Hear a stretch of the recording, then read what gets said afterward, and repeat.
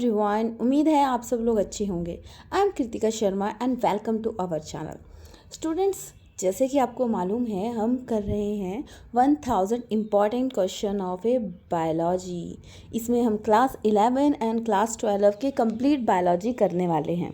देखिए 1000 क्वेश्चन में हम इस तरीके से कवर करेंगे आपके सारे क्वेश्चन की one topic one question and maximum से मैक्सिमम क्वेश्चन हमने कंप्लीट करने की कोशिश की है और उसकी डिटेल में एक्सप्लेनेशन हम कर रहे हैं, जो कि आपको बहुत ही मदद करेगी। आप किसी भी कॉम्पिटिटिव एग्ज़ाम की तैयारी कर रहे हैं उसके लिए, चाहे वो नीट है, टीजीटी है, पीजीटी है, टैट है, हर चीज़ के लिए ये बेनिफिट रहेगा। अगर आपने टॉपिक पढ़ लिया है तो आप इसको जस्ट इसके लिए भी देख सकते हैं कि आपको कितने क्वेश्चन आते हैं। लाइक आप वीडियो को देखो, क्वेश्चन का आंसर खुद करने की कोशिश करो और 4 के 4 ऑप्शन को खुद सॉल्व करो, फिर देखो कि आप ठीक बोल रहे हो या नहीं। तो देखिएगा 1000 क्वेश्चन में आप तकरीबन कोई 5 एंड 6000 क्वेश्चन तो कंप्लीट कर ही लेंगे और इसी तरीके से सारे क्वेश्चन को आप कीजिएगा। हमारे चैनल पे आपको जैसे कि 1000 important question of a biology मिल जाएगा, 500 important question of a chemistry मिल जाएंगे एंड 500 ही वन लाइन क्वेश्चन भी आपको केमिस्ट्री के मिल जाएंगे। और अभी तक अगर आपने हमारे चैनल को सब्सक्राइब नहीं किया है तो सब्सक्राइब कीजिएगा, साथ साथ बेल आइकन दबा दीजिएगा ताकि कोई भी वीडियो मिस ना हो। और स्टूडेंट्स, मैं आपको एक चीज़ बताना चाहती हूँ कि हमने स्टार्ट किया है HP टैट मेडिकल के लिए ऑनलाइन कोर्स। जिसे भी कोर्स चाहिए होगा या किसी को नोट्स चाहिए या कोई भी इंफॉर्मेशन, ताकि जिससे कि आपको डाउट होता है कि टैट क्या है क्या नहीं है, सिर्फ नोट्स रहेंगे प्रेफरेबल क्या रहेगा, तो वो सारी डिटेल आप नीचे दिए गए नंबर पे पूछ सकते हैं, हम आपको पूरी जानकारी देंगे। चलिए स्टार्ट करते हैं। तो लेक्चर 26 आता है ये। इसमें मेन हम कवर करने वाले हैं रिप्रोडक्टिव हेल्थ के क्वेश्चन। चलिए स्टार्ट करते हैं। तो first question is scientific study of a human population. Scientific study of a human population को हम क्या बोलते हैं, देखते हैं। देखो, डर्मेटोलॉजी तो आता है आपका स्टडी ऑफ ए स्किन, फिर आता है जियोग्राफी, जनरल चीज़ें, तो जनरल चीज़ें मतलब अर्थ के बारे में। फिर आता है एंथ्रोपोलॉजी। एंथ्रोपोलॉजी आता है scientific study of A humanity, क्या आता है ह्यूमैनिटी की साइंटिफिक स्टडी। और फिर आता है demography, scientific study of a human population. चलिए फिर नेक्स्ट क्वेश्चन की तरफ बढ़ते हैं कि world population day celebrated in. World population day कब सेलिब्रेट किया जाता है? तो ये सेलिब्रेट किया जाता है 11 जुलाई। Option B is the correct. और आपको मालूम है 10 ईयर्स में एक बार जनगणना होती है, जिसे हम एस्टिमेट लगाते हैं कितने लोग कहाँ पे हैं, कितने लोग हैं ऑल ओवर और उनकी सारी information. Next is largest population state in India. किस स्टेट की सबसे ज़्यादा पॉपुलेशन है? तो यूपी की सबसे ज़्यादा पॉपुलेशन है एंड सेकेंड लार्जेस्ट में आपका महाराष्ट्र आता है। जैसे कि और सबसे स्मॉल की बात करें तो स्मॉल पॉपुलेशन आती है आपकी सिक्किम की। कहाँ की आती है? सिक्किम की। तो जैसे भी आपको क्वेश्चन जैसे करवाए जाते हैं, आप वीडियो देखते हो तो वीडियो में जैसे कि बोर हो जाओ या कुछ भी, तो इसको साथ साथ रिपीट कर दीजिएगा कि जो क्वेश्चन देख रहे हो उसको साथ साथ रिपीट किया, जिससे कि आपका कंप्लीट रिवीजन रहता है। चलिए फिर नेक्स्ट क्वेश्चन की तरफ बढ़ते हैं। Germ theory of diseases. Germ theory किसने दी है? तो देखिए, एडवर्ड जेनर ने दिया है आपका, क्या दिया था सोचिए, स्मॉल पॉक्स की डिजीज़। स्मॉल पॉक्स होता है स्मॉल से पूरी बॉडी में रेडिश निशान पड़ जाते हैं, जैसे कि, और ये एक दूसरे से फैलने वाली बीमारी है, जिससे कि जैसे कि आजकल कोरोना चला है वैसे ही ये थी, बहुत लोग मरे थे। तो जो एडवर्ड जेनर हैं इन्हें फादर ऑफ इम्यूनिटी भी बोला जाता है। फिर आता है अलेक्जेंडर फ्लेमिंग। अलेक्जेंडर फ्लेमिंग ने पेंसिलिन की खोज की थी और पेंसिलिन कहाँ से एक्सट्रैक्ट किया था? ईस्ट से, राइट। और रॉबर्ट कोच आते हैं आपके, जिन्होंने जर्म थ्योरी के बारे में बोला था, ठीक है। और क्या बात की थी इन्होंने बोला था कंडीशन जो बॉडी की होती है और जैसे फंक्शन, डिस्टरबेंस, डैमेज कैसे होते हैं, वो सारा कंसेप्ट इन्होंने दिया था। नेक्स्ट क्वेश्चन की तरफ बढ़ते हैं।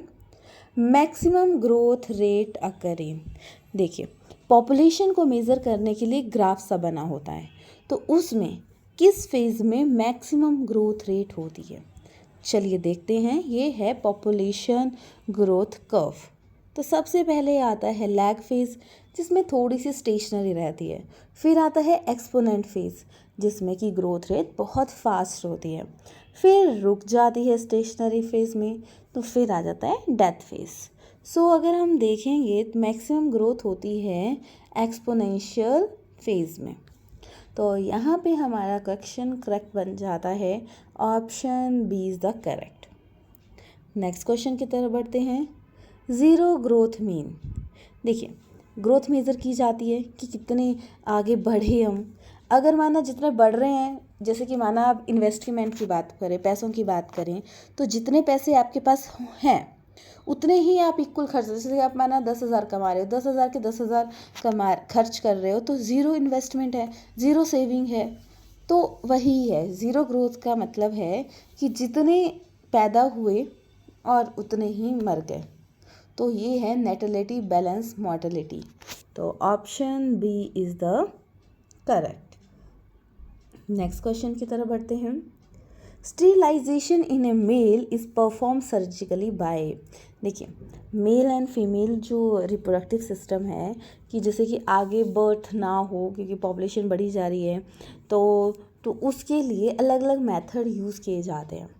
सो अगर हम बात करें मेल में सर्जिकली स्टेरिलाइजेशन की जाती है तो उसे हम क्या बोलते हैं, देखते हैं। देखिए सबसे पहला ऑप्शन है आपका ट्यूबेक्टोमी। तो जो फीमेल है, आपको मालूम है फेलोपियन ट्यूब है, ये ओवरी है, ओवरी से हर मंथ ओवम सिक्रेट होता है, तो फेलोपियन ट्यूब को काट देते हैं तो उसको हम बोलते हैं ट्यूबेक्टोमी, ठीक है, जिससे कि बर्थ के चांसेस ख़त्म हो जाते हैं। फिर आता है वासेक्टोमी। वासेक्टोमी आता है अगर जैसे कि फीमेल का नहीं काट पाते हो, कोई दिक्कत आ रही हो, तो किया जाता है मेल का जो वॉसा डिफरेंसिया है उसको कट किया जाता है, वो आता है ट्यूबेक्टोमी। तो देखते हैं हमसे क्या क्वेश्चन पूछा था सर्जिकल, तो वो तो आ जाएगा वासेक्टोमी। पर व्हाट अबाउट ए लैप्रोटोमी, तो लैप्रोटोमी आता है सर्जिकल, मतलब जैसे कि सर्जिकल जैसे कि प्रॉब्लम होती है इन एब्डोमेन कैविटी, तो उसको डायग्नोसिस उस चीज़ के लिए इसका यूज़ किया जाता है। और हाइजरेक्टोमी इसमें आता है, इसके अंदर आता है सर्जिकल ऑपरेशन टू रिमूवल और पार्ट ऑफ ए यूट्रस। देखिए बीमारी कोई ना कोई हो तो उसके लिए यूज़ किया जाता है इस मेथड का। चलिए फिर नेक्स्ट क्वेश्चन की तरफ बढ़ते हैं। Embryo with more than 16 blastomere form due to in vitro fertilization is transfer into, किस में ट्रांसफ़र होता है, तो देखेंगे जैसे कि इन विट्रो फर्टिलाइजेशन है, इसमें जैसे कि फीमेल एंड मेल फर्टिलाइज नहीं कर पा रहे, मतलब मेल का आपको पता है स्पर्म रिलीज़ होता है और फीमेल में ओवम सिक्रेट होता है, तो दोनों वो मिल नहीं पा रहे अंदर ड्यू टू वेरियस रीज़न कि वो कैपेबिलिटी नहीं है, तो उसको बाहर मिला के मतलब जैसे कि आर्टिफिशियल, जैसे कि ये लिया इसमें आपका एग लिया, एग से स्पर्म करवाया, स्पर्म बाहर फर्टिलाइजेशन कराई और फर्टिलाइजेशन से जाइगोट बना, और इस जाइगोट को फिर यूट्रस में इम्प्लांट कर दिया जाता है। तो ये आता है इन विट्रो फर्टिलाइजेशन। और ऐसा नहीं कि एकदम फर्टिलाइज करवाया और 1 सेल का ही डाल दिया, हमने अपने पिछले चैप्टर में भी पढ़ा था कि 16 सेल जब उसके बन जाएंगे ब्लास्टोमर के तब उसको डाला जाएगा अंदर, उससे पहले नहीं, क्योंकि हमने ये भी पढ़ा था कि ब्लास्टोमर ही यूट्रस में जाके इम्प्लांट होता है, तो उससे पहले अगर किसी को जैसे कि रहता है कि प्रेगनेंसी हो सकती है, कोई नहीं चाहता आगे प्रेगनेंसी, तो वो मेडिसिन खा के भी इसको अवॉइड कर सकता है। तो ये आ गया uterus. Next question is which of the following is an IUCD। तो IUCD आता है intra uterine contraceptive process. Contraceptive process आते हैं जिसमें कि इंसान नहीं चाहता कि उनका बेबी बॉर्न हो। तो जैसे कि IUCD मेथड है, एक तो है इसमें कॉपर टी, ठीक है, और एक है लूप। देखो कॉपर टी ये है, टी टाइप का स्ट्रक्चर होता है, ये यहाँ पे यूट्रस में इम्प्लांट कर दिया और यूट्रस में इम्प्लांट करने की वजह से प्रेगनेंसी नहीं होगी, क्योंकि ओवम एंड जो आपका आता है ओवम एंड स्पर्म मिलेंगे नहीं और वो फर्टिलाइजेशन नहीं करेंगे। तो इसको जब चाहिए होगा, जैसे कि वो चाहते हैं कि हमारा बेबी हो जाए, तो कॉपर टी को निकाल दिया जाता है। सो ऑप्शन इसमें आ जाएगा कॉपर टी। नेक्स्ट क्वेश्चन की तरफ बढ़ते हैं। Amniocentesis is the withdraw of the amniotic fluid. तो ये आएगा आपका, देखो मीनोपॉज तो आता है जब मेंस्ट्रुअल साइकिल स्टॉप हो जाता है। लैक्टेशन पीरियड तब आता है जब माँ बच्चे को दूध पिलाती है। गेस्टेशन पीरियड इसका आंसर आता है। एंड पार्चुरेशन आता है जब मदर बच्चे को बॉर्न कर रही है। सो चलिए नेक्स्ट क्वेश्चन की तरफ बढ़ते हैं। This is the method to birth कौन, इनमें से कौन सा है जो बर्थ कंट्रोल में मदद करता है। देखिए HIF का मतलब है हाइपोक्सिया इंड्यूसिबल, ठीक है, फैक्टर, और GIFT का मतलब है गैमिट इंट्राफेलोपियन ट्रांसफ़र। IVF का मतलब है जैसे कि आर्टिफिशियल तरीके से बाहर रिप्रोडक्शन करवाई, फर्टिलाइजेशन करवाई, फर्टिलाइजेशन के बाद वो इम्प्लांट कर दिया। ये तीनों मेथड अलग अलग मेथड हैं कि बेबी का बॉर्न हो, उसके लिए ये मेथड यूज़ किए जाते हैं चेकिंग करने के लिए कि सारा सिस्टम प्रॉपरली हो रहा है या नहीं, ठीक है। जैसे कि अगर हम बात करें टेस्ट ट्यूब बेबी की, तो उसके दो टेक्निक होती हैं, ZIFT एंड IUF, और दूसरी टेक्निक आती है गैमिट की ट्रांसफरेशन, GIFT। तीसरी आती है आपकी ICSI, intracytoplasmic sperm injection, sperm inject किया जाता है, और एक आती है AI, आर्टिफिशियल इंसेमिनेशन। ये सब कुछ तब किया जाता है जब ह्यूमन रिप्रोडक्शन नहीं कर पा रहा है, मतलब रिप्रोडक्शन तो नहीं बोलेंगे, उसमें फर्टिलाइजेशन नहीं कर पा रहा है, तो उसको बोलते हैं। तो उसमें आर्टिफिशियल तरीके से ये चीज़ें करवाई जाती हैं और फिर बेबी का बॉर्न होता है। तो इसमें IUD क्या है, ये तो कॉन्ट्रासेप्टिव मेथड है, तो बर्थ तो है नहीं है, तो option D is the correct. Next is which of the following bacterial STP। STP का मतलब होता है सेक्सुअल ट्रांसमिटेड डिजीज़। तो सिफिलिस एंड गोनोरोहिया मेन आती हैं जो कि आपकी सेक्सुअल ट्रांसमिटेड डिजीज़ हैं। सेक्सुअल ट्रांसमिटेड डिजीज़ होती हैं जो बैक्टीरिया, देखो जो कि जो सेक्सुअल इंटरकोर्स के टाइम फैलती हैं, तो बैक्टीरिया की जैसे कि सिफिलिस, गोनोरोहिया, क्लेमाइडिसिस होती है। और अगर हम वायरस की बात करें तो हेपेटाइटिस, एड्स, ये सब कुछ होता है। तो option is the correct. Next is study of a cause of a disease. Study की कॉज की डिजीज़ कैसे होती है वो क्या आता है। तो देखिए इसमें हम पढ़ेंगे कि जैसे कि सबसे पहले करेंगे एटियोलॉजी। तो एटियोलॉजी आता है study of a cause of a disease, तो option A is the correct.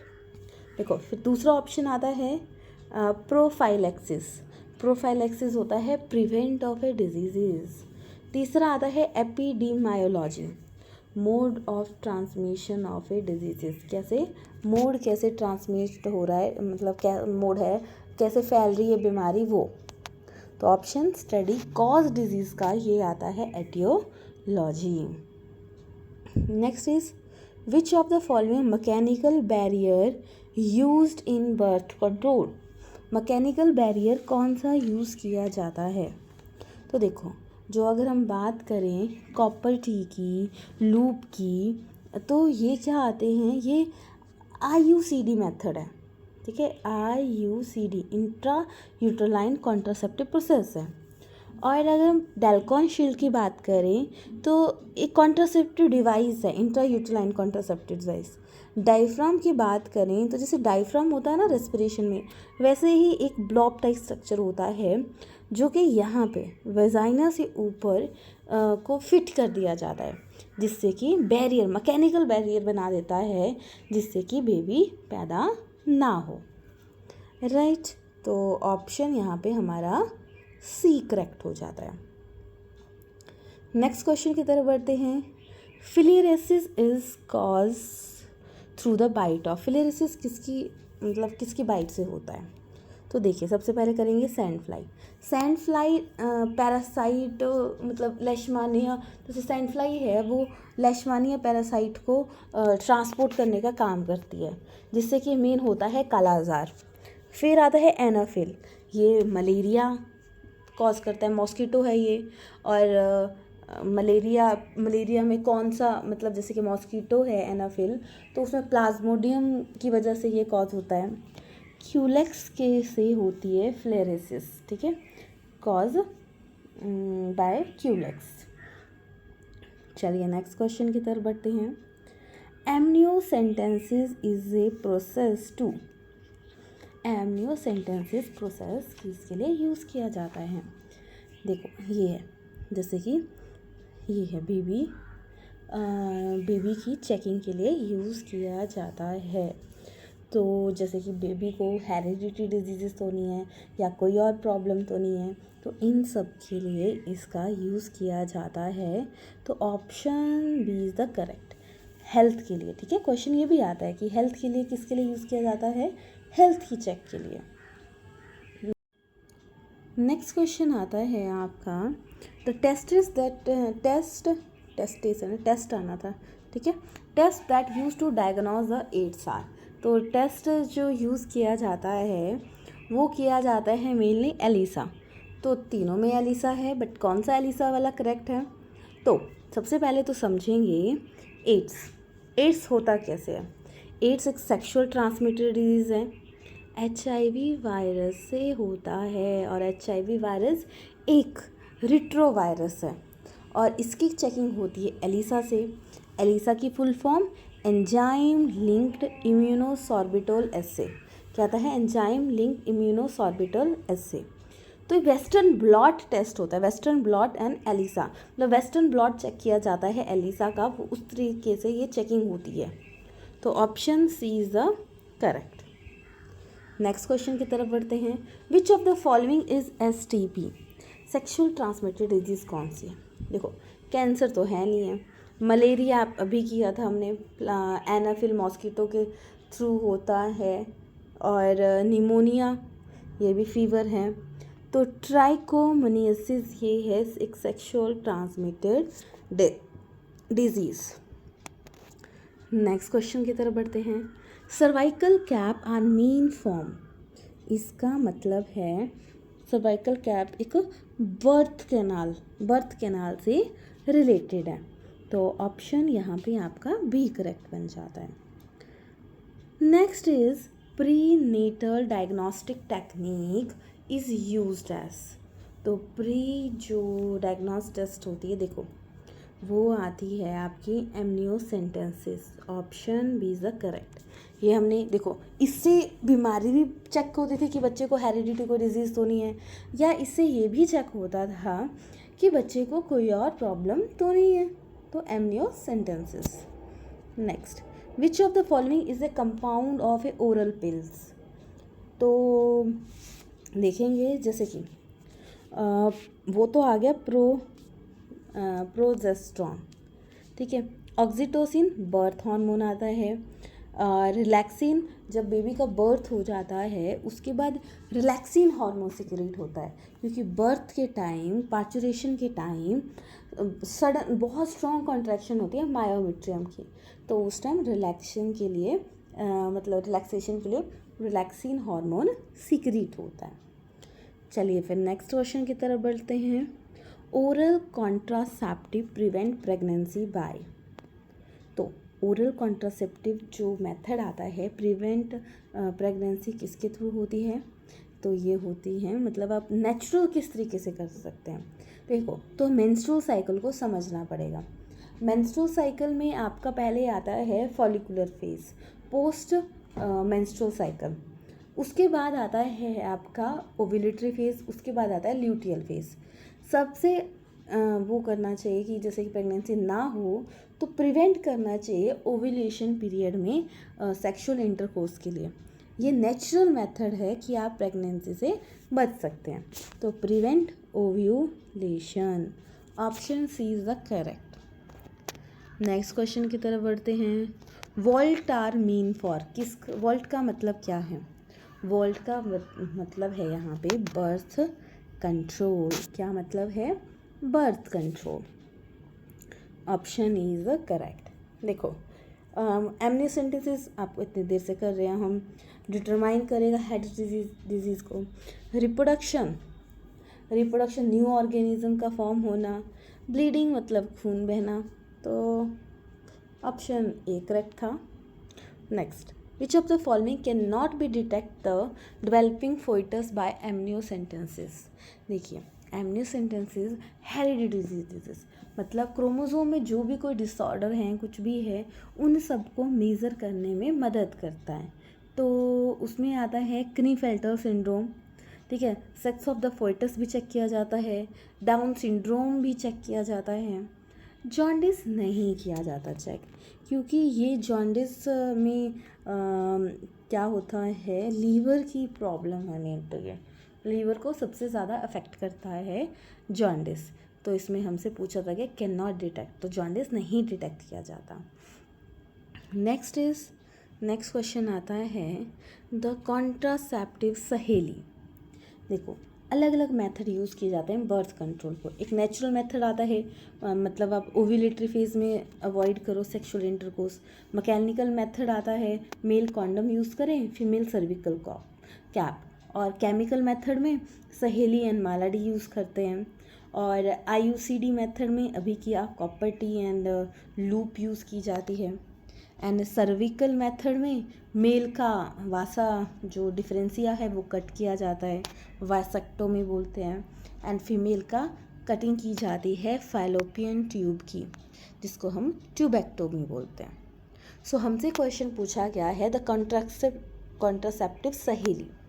तो याद रखिएगा सहेली एक क्या है, सहेली मालाडी ये केमिकल मेथड है जो कि क्या करेगा, ब्लॉक करेगा estrogen receptor in the uterus and prevent करेगा एग को इम्प्लांटेशन के लिए। इम्प्लांटेशन होता है जब यूट्रस में ब्लास्टोमर जुड़ जाता है, उससे फिर एम्ब्रियो आगे आगे आगे ग्रोथ होती रहती है। तो इम्प्लांटेशन, और ये होती है सहेली, कॉन्ट्रासेप्टिव है सहेली मालाडी। ये पिल्स हैं जो यूज़ की जाती हैं बर्थ को कंट्रोल करने के लिए। इसके साथ आपका जो चैप्टर था हेल्थ एंड डिजीज़ के मैक्सिमम से क्वेश्चन हमने कंप्लीट कर लिए हैं। और बाकी अगर हम बात करें, एक और क्वेश्चन बताना चाहूँगी मैं, सेंट्रल ड्रग इंस्टीट्यूशन लखनऊ में है। तो जैसे कि ये मेन कंप्लीट हो गया, उसके बाद अब आप नेक्स्ट चैप्टर करेंगे। जैसे कि हम ज़्यादा, जैसे जो चैप्टर के ज़्यादा क्वेश्चन बन रहे हैं तो उन्हें हम 25 से ज़्यादा कर रहे हैं। अदरवाइज़ मतलब हम मैक्सिमम से मैक्सिमम टॉपिक यहाँ पे कवर कर रहे हैं और सारी डिटेल आपको बता ही रहे हैं, जो कि आपकी बहुत ही मदद करेगी किसी भी कॉम्पिटिटिव एग्ज़ाम की तैयारी करने के लिए। बाकी HP टैट के लिए हमारे पास ऑनलाइन कोर्स चला है, आप नीचे दिए गए नंबर पे कांटेक्ट कर सकते हैं। बाकी मिलते हैं कल नए टॉपिक के साथ, नए क्वेश्चंस के साथ। तब तक आप अपना ख्याल रखिएगा। अगर आपने चैनल को सब्सक्राइब नहीं किया है तो सब्सक्राइब कीजिएगा, साथ साथ बेल आइकन दबा दीजिएगा, क्योंकि आपके लाइक शेयर्स हमें मोटिवेट करते हैं बेटर काम करने के लिए।